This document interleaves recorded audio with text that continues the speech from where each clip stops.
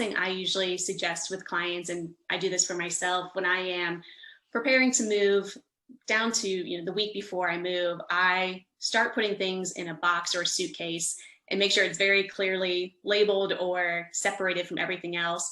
But they are items that I know I'm going to need day one or night one in our new home.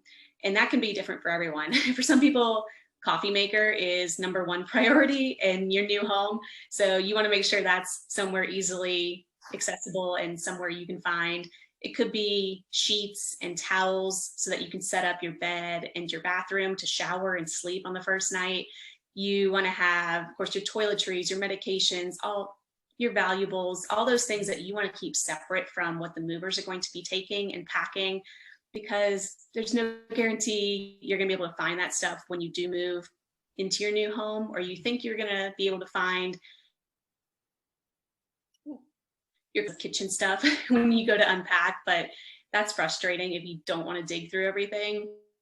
So I try to make that suitcase or that box that is labeled, open first, or maybe you take that in your primary car with you and you are the one that's in charge of moving that stuff. So you always know where those essential items are. That's so smart. It's your go-to.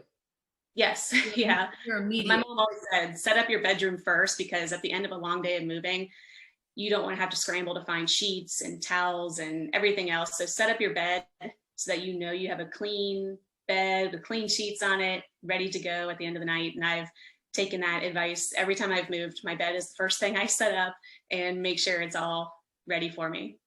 Oh, I love that. Yeah. Thank you.